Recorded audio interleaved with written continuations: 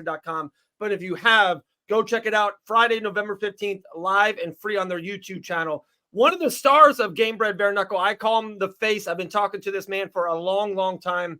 Has the most fights in Gamebred BareKnuckle history. Heavyweight, the Spartan. Let's bring him back on the show, Alex Nicholson. Alex, what's up, brother? What the fuck is going on? Alex, brother, dude, it's been a minute, man. First of all, how's everything going? I just saw you won a big fight in XFC a couple weeks ago, a month ago, something of that. It seems like everything in life is good, my man. Yeah, staying busy, man. Since I had my scrap here in Orlando with the Vanilla Gorilla, I stayed busy and on track, and I did everything right that fight. I mean, shout out to Chase. I kicked Chase's ass, and he knocked me out. That was real discouraging. And, fucking burying a friend to head trauma not long before that made me really evaluate things again. And I was like, all right, right back on the fucking horse. I rode that bitch into the sunset, had a war with Carl, tough motherfucker. Then I just fought Zach Page. So 2 heavyweight wins. And it was actually, I was told it was for the XFC world title. And I trained for 5 rounds, and I ended it in the first anyway. Was ready for my belt, and apparently, it wasn't. But so that's a little bit annoying. They owe me a belt. But the check. You be the belt collector. I know you got a couple for Odin. I love that picture. I think you just posted it recently. There's nothing better than that picture. He's holding those titles. It's awesome, man. Dang, yeah, no, that's what it's all about right there. And that's why I'm pissed, because it was more about getting him the belt. Because he even said a few days ago, I don't care that, it's good that you won, but I really wanted the belt. So, that's, but I'm focused. I'm ready to go, and I'm very excited for this shit, man. I'm renting a car, and Odin's coming with us. Let's go. Let's go. I'm not getting beat up in front of my dad and my son, I respect that. Who else is coming? So you got Odin, you got your dad coming. Is Craig coming? Greg will be there, and my girl's coming, Nice, man. Alex, awesome. Love it, man. I can't wait to see you next week in Biloxi. Kev, you got a question for Alex? Yeah, man. How do you like fighting for bare knuckle? I mean, how's the switch from kind of going from MMA to bare knuckle, man? Fight's a fucking fight, but the fans love it. The appeal's there, and to see bare knuckles collide on somebody's skull, to feel it is it's different for sure. But I like it. I don't shy away from the contacts. I never worn a condom, so why would I, prefer gloves? Yeah, there you go, man. So how's training different? I mean, compared to MMA versus bare knuckle? Not much. I just beat the shit out of the heavy bag with my, really tight, closed fists, and you have to hit on or you're going to skid your knuckles.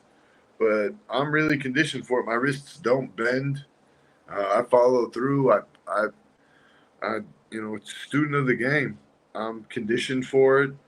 And I've been doing it. It was the first few fights I'd been in as a young man, obviously, were just bare knuckle fights. I mean, we were fucking fighting. And I think that's a lot of fighters that get into the sport, but they haven't actually physically fought. They're like, oh shit, no, it's not just a theory or an idea or myths or a bag. It's a human, and that makes them timid. I think that the rawness of bare knuckle and the pureness is as close as we can get to the Coliseum, minus the weapons. And nobody wants to see anyone get poked in the eye or their nuts ripped off or bit. So it's just about as savage as we can get. Yeah, no, it definitely is, man. I love it. And now, you just mentioned that one fight at Chase real quick. I'm going to rewind back to it because I talked to Dean on air about it and also off air about it. Like, that fight was, like you said, kind of was going your way until it just wasn't. And Dean is so high on both of you. You know this, like, Dean absolutely kind of respects both you guys a lot. Is that something that you would love to try to get back in the bare knuckle, the Gamebred scene, or you kind of, is that over and done with? And there's only a couple guys left before the title. What's kind of, is the Chase thing over? I love Chase Sherman as a human, but it has nothing to do with what we got to do in here for our kids, our money, and the fans. We're one and one now, and my ego couldn't put that away. Every time I drive by the Kia Center, I say, fuck you, I fucking hate you, but I love you, bitch. And it's kind of weird to him, I think, but I mean, that's what keeps me alive every day is this fire in my soul, and that's why I love competition. And I think as men, once we lose that, we already got a foot in the grave. So Yeah. I'm down to do it one more time and buy him a beer after, because like I said, I kicked his ass, but he won. And that's Yeah. one of those, like a heavyweight fighter, as a guy fighting at the highest level, one mistake. And you wish you could get. It's like when you get in trouble as a kid, you break some shit, and you're like, "Oh fuck, I wish I didn't break that. Dad's gonna be pissed." Or like, you do something, you get in a car accident, you're like, "Fuck, you know, little things that end up being huge because you made one little mistake." And Right. that's the most exciting part of fighting, though. You know, live by the sword, die by the sword. For Unfortunately, sure. And one thing I mentioned his name, I'll mention again. I got a couple more. I know Kevin has more for you too. Is Dean Toole has been like, you know, and I know you know this. He's such a promoter of Alex Nicholson, right? Like he doesn't matter where you at in the card, how much it is, who's your opponent. He's like, hey, if we got a fight night card, like a fight card coming up, and I know he's got a big plans for 2025. Like he wants you not even just on the show, but in a prominent role. Like he's been a big pusher of you over the last couple of years, especially. How cool is it to have a promotion like Gamebred BareKnuckle that's like not like just having you on the card, Alex? Like you're a part of the fabric of the card. I'm not even bullshitting when I do think you're one of the faces of Gamebred BareKnuckle. 3-1 under the banner. At the beginning, you were main eventing after main eventing. You know, you are one of the pillars of this show. this is my home, and I trust Dean, and that's very rare to be able to say in this industry, in this game, Yeah. especially as a fighter. Um, to know that you got somebody looking out for you, it's everything. And I think him, George, you know, Nick, Ion, all those guys, Ryan, Yeah. everybody. You know, I've known you for years now, so I can look you in the eyes and I know you're not going to fuck me over. As grown men, businessmen, that's everything.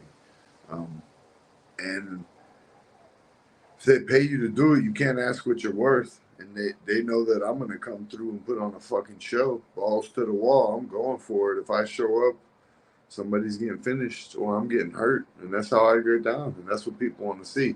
It's not a facade. Yeah. That's what you see. These guys have a facade. Half of these fucking YouTubers, I would have them fucking wash my laundry. You know what I mean?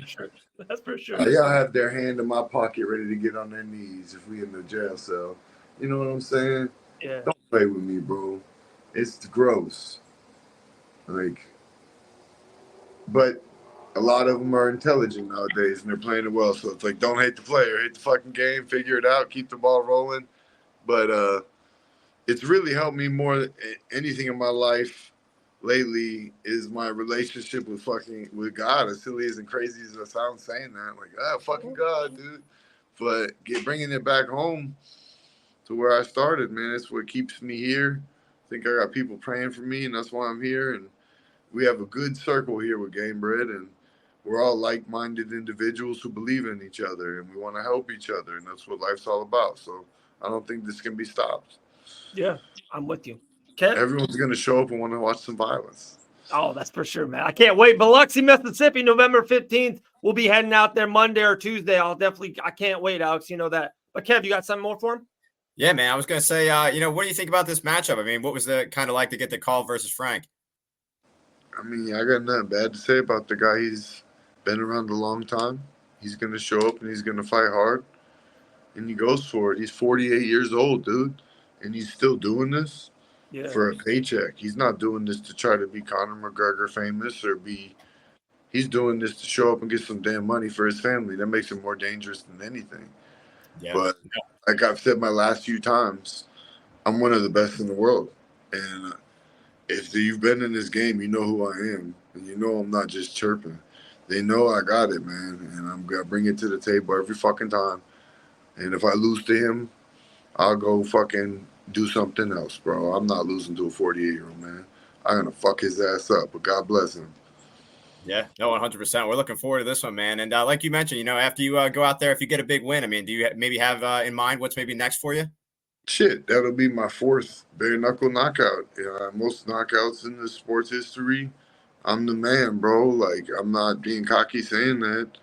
And they know it. So Junior Dos Santos, Alan Belcher, Chase. You know, Chase is going to put this guy away too. And then I'm going to be right there. Me and my son might run up in the cage and be like, hey, we got to get you, bro. Me and my 7-year-old might try to jump Chase, and he'll probably laugh. And he'll be like, I don't want to do this again, but I guess I have to now. Yeah, you can't say no to a 7-year-old, Alex. You know that. Me and you both can't do that. You can't say no to Odin. I'll be like, yo, you whoop my ass again in my hometown in front of my mom and my kid. I'm going to buy you a drink, and I'm going to do something else with my life. Oh, my goodness. But that's funny you mentioned the Chase and the Mo Green fight. And, like, we talked about it before you got on, Alex. Like, I don't know how Dean is doing it. Like, they have the inaugural bantamweight championship with Costa and Davis in the main event. Other than that, the heavyweights are stacked. Like, yeah. I'm like I said, man, me and you have known each other for a long time. I'm not saying it to say it. You can be the main event of any Gamebred bare-knuckle card going forward. Anyone that comes up. So, like, you versus Dos Santos makes a lot of sense. But they do have Chase. They do have they got that new guy Guto who they love. Yeah, fucking Bruce Lee. Yeah. Big ass Bruce Lee. Yeah, so like it's a stacked. And the back to Frank Tate real quick. You know this, so I called his last fight. He main evented against Dylan at the Pensacola Bay Center. Everything was all the momentum for Dylan. Frank looked awesome. Like he looked good. He looked long and mean and big. Like Frank Tate is a legit heavyweight. He's a big boy. Oh yeah. Well, like I just said, everyone is going to talk shit. They talk shit when I fought Jonathan Ivey. Jonathan Ivey's got 100 fights and leg locked 50 people and broken their fucking meniscus and ACL. And Tony Lopez has been in over 100 bare knuckle fights. And I went out there and knocked his ass out with a left hook. Tony Lopez fought Alan Belcher to a fucking war decision. I went in there and wakate. So, not tooting my own motherfucking horn, but let's get it. Let's go. I love this game. I love this industry, but the casual people don't put enough respect in what we do. A 48-year-old man in a sport where young men's careers end early and they're injured and can't continue or think, that's a dangerous motherfucker, man. Yeah. And I'm going to show how dangerous I am by making it look easy, bro. And that's the exciting part about this shit, man. I'm excited. I love it. Kev, anything else for Alex? I'm just going to say last one, man. I mean, if you get that big win, I mean, what's the vibes like after the fight? I mean, what are you going to be doing to celebrate, man? When I win, I mean, me and my son will be drinking Shirley Temples at the bar, man. I don't drink alcohol no more, but, I'm all about some good snacks and Shirley Temple and talk some shit. Let's go. That definitely sounds like a good time, man. It was a great time, Alex. Remember last time everyone was down there at that the hotel lobby bar there? I think we closed it down at 3 a.m., 2:30. Yeah, it was a good time. I poked my smart and smile and wave, man. I'll be poking some smart. I love that. Hey, I got 2 more fun little questions for you, and we'll let you run, Alex. It's almost fight week. A big heavyweight fight coming up at the UFC 309. John Jones versus Stipe, New York City. Who do you have in that fight? I think Stipe is going to get taken down. Okay. And just choke the fuck out, like, pretty fast. And everyone's like, oh, shit. Just like Cyril gone. Cyril gone. That's why no one remembers his name. Last one. You could have yourself involved if you want, or it can be 2 totally different guys. If you're the matchmaker, if you're Dean Toole for a day, you can create any bare knuckle fight in the industry. What fight are you making? What's your bare knuckle dream fight? I want to see Mike Perry fight Conor McGregor. Oh, there we go. I like that. There you go. Yeah. And I get the ref. I get the ref. You'll be in his corner, right? Like that. And Alex, that could happen. Like that could happen in 2025. I don't know. I just want to see fucking Conor. Can't say his name. Whenever I say his name, I go, Conor. This is bad. Another one. I got you and Junior Dos Santos, man. I got to see that, Alex. You're right there. 3 heavyweight wins, like you said, 3 knockouts. This would be your 4th. You versus Dos Santos for the championship. Fun fact that you probably know, nobody else knows behind the scenes, but it almost happened. I know. It almost happened in Orlando. I know. And fuck. It was funny too, because I was like, man, we would have fucked each other up, and he was like, oh yeah, maybe one day, and I'm like, oh shit, you know what I'm saying? Because he's got that championship, but he knows no chink in the armor ever. He was like, yeah, but it might happen again. And I was like, oh, God bless, dude. All right, shit. Yeah. I think it will. I think it will. 2025, guys, get ready. Gamebred BareKnuckle. Like I said, one of the pillars of Gamebred BareKnuckle, Alex is Spartan Nicholson, my man. Can't wait to see you. I'll see you in Biloxi in a week. Yeah, man, you guys just caught me fucking post-workout coffee, ready for violence. Let's fucking go. Natural Connor, baby. Oh, yeah. Love you, dude. Thanks for your time. Thanks, bro. The Spartan Nicholson, man. I love that guy. Absolutely a stud. Absolutely he's definitely awesome. Dude, I'm telling you, Kevin, next Friday night, you better be in front of home watching Gamebred BareKnuckle YouTube, all right? Yeah, he's got me fired up. Like I said, I need to tune in now. Like I said, especially for my first card. Yeah, it's definitely got me fired